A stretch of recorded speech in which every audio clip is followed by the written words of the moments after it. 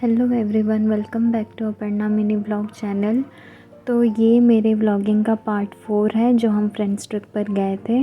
और ये जो आप देख रहे हो ये जलियांवाला बाग का है। वहाँ पे स्टोरीज़ हमें शो करके दिखाई जाती है कि क्या क्या हुआ गया था।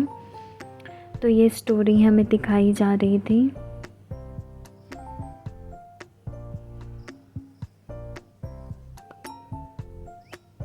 यहाँ जाकर काफ़ी कुछ सीखने को मिला हमें।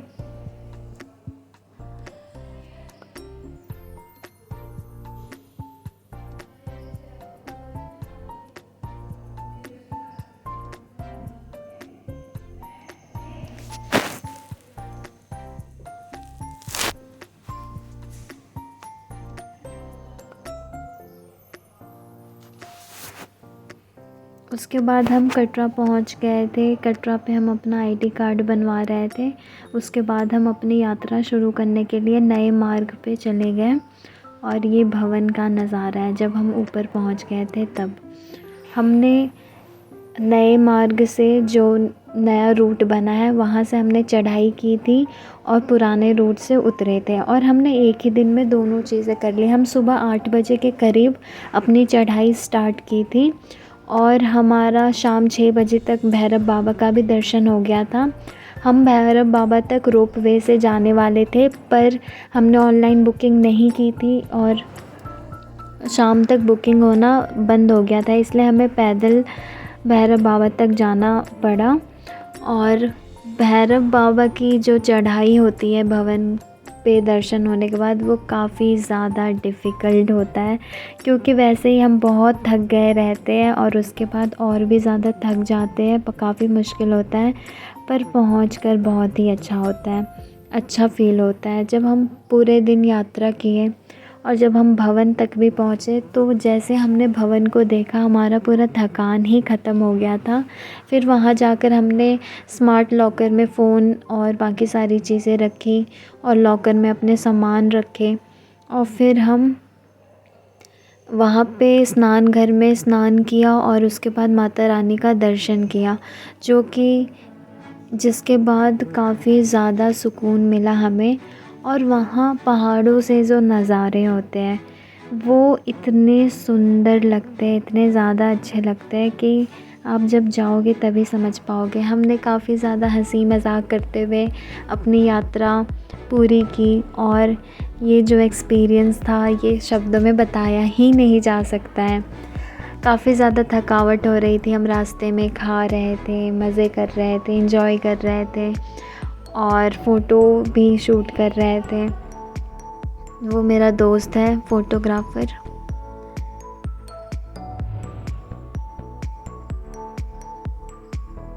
माता रानी का बुलावा था तो हमारा दर्शन संपन्न हो गया। कितनी बार हम अगस्त से प्लानिंग कर रहे थे कि हम वैष्णो देवी जाएंगे, वैष्णो देवी जाएंगे, पर हमारा प्लानिंग कैंसिल हुए जा रहा था। और जब बुलावा होता है, ये बात सच है कि जब तक हमारा बुलावा नहीं होता है तब तक हम नहीं जा सकते हैं।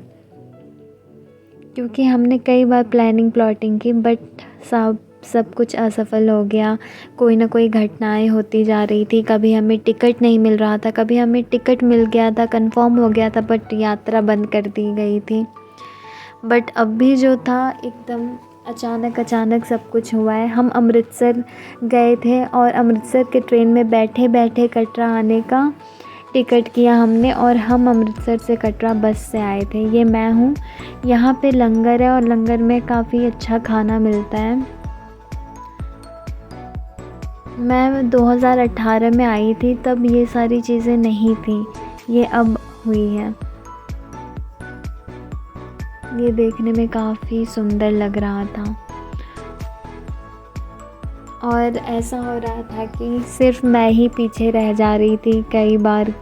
मतलब काफ़ी ज़्यादा थकान होती है, लेकिन जैसे ही आप ऊपर पहुंचोगे और भवन देखोगे, आपका थकान सच में कहाँ चला जाएगा आपको पता भी नहीं चलेगा। ये हम सब खाना खा रहे थे और हमें चाय भी मिलती है, खाना भी मिलता है।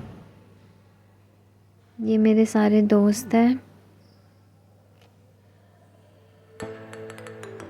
ये मैं और मेरी फ्रेंड है। हम पीछे रह जा रहे थे, हमारे दोस्त आगे आकर हमारा वेट कर रहे थे कि हम आएंगे तो फिर शुरू करेंगे चलना। और हम नज़ारे देखे जा रहे थे। काफ़ी सुंदर लगता है। आप सबको एक ना एक बार ज़रूर जाना चाहिए माता वैष्णो देवी के दर्शन करने, और माता रानी का बुलावा होगा तो आप सब ज़रूर जा पाओगे। उसके बाद दर्शन करके हम वापस आ जाते हैं। वापस आते वक्त का कोई भी क्लिप मैं ले नहीं पाई। ये रात में मैं दिल्ली स्टेशन पहुंच चुकी थी। नहीं, मैं दिल्ली नहीं, मैं सब्ज़ी मंडी से मेट्रो ले रही थी क्योंकि रात के 10 बज चुके थे, इसलिए हम सब्ज़ी मंडी स्टेशन पे ही उतर गए थे और वहाँ से मेट्रो से हम सेक्टर 52 तक गए। और उसके बाद तो मेट्रो बंद हो गया था, तो हम सेक्टर 52 से कैब किए थे हॉस्टल तक का, और वो हमें 370 में कैब हमारा हो गया सेक्टर 52 से गर्ल्स हॉस्टल तक। तो जब हम हॉस्टल पहुंच गए, ये गेट नंबर 5 से हमें एंट्री मिली क्योंकि गेट नंबर 4 बंद हो जाता है रात में। यहाँ पे काफ़ी पूछताछ की गई और घर पे बात करवाया गया कि हम इस वक्त आ रहे हैं, क्योंकि रात के 12:30 हो चुके थे। और फाइनली मैं हॉस्टल आ गई थी। हॉस्टल आने के बाद भी घर पर वीडियो कॉल करवाया गया कि मैं वापस आ चुकी हूँ। ये हमारी केयर टेकर है। और फाइनली मैं अपने हॉस्टल पहुंच गई। हॉस्टल आने के बाद मेरा 1% भी मन नहीं लग रहा था क्योंकि पूरा मन ट्रिप पे ही था और काफ़ी सैड फील हो रहा था अब कि वापस ट्रिप पे जाने का मन कर रहा था। बट अब अच्छे से माता रानी का आशीर्वाद के साथ पढ़ाई लिखाई करनी है। वहाँ से मैंने कुछ चीज़ें ख़रीदी। ये कंगन मैंने अमृतसर से ख़रीदा, ये प्रसाद मैंने वैष्णो देवी से, ये मैग्नेट और ये चाकू, ये सब मैंने अमृतसर से ख़रीदा है। उसके बाद वहाँ से मैंने ये कंगन भी लिया, इयररिंग्स ख़रीदे। ये सिंदूर माता वैष्णो देवी से लिया है, और ये ब्रेसलेट भी एक मैंने पहना है और एक और मैंने रखा है अपनी छोटी बहन के लिए। इयररिंग्स मैंने अमृतसर से ली, और ये वाली इयररिंग्स भी मैंने अमृतसर से लिया। और ये सेम कंगन था जो मैंने आपको दिखाया, और ये दुपट्टा भी अमृतसर से लिया, और ये दुपट्टा 150 का ही था और काफ़ी सुंदर था। इसे हम दशहरे में, गरबा नाइट में यूज़ कर सकते हैं। और ये वहाँ की कुछ यादें हैं हमारे पूरे ट्रिप की। और अब काफ़ी ज़्यादा मिस कर रही हूँ, ऐसा लग रहा है कि वापस जाऊँ, बट कोई ना।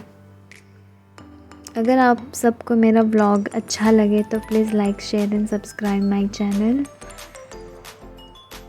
वहाँ पत्थरों से घर बना रहे थे माता वैष्णो देवी में। ऐसा कहा जाता है कि उससे हम अपना घर जल्द बना सकते हैं अगर वहाँ हम ऐसे घर बना कर आते हैं तो। इसलिए हम सारे दोस्तों ने बनाया था कि हम जल्दी से अपना घर बना सकें।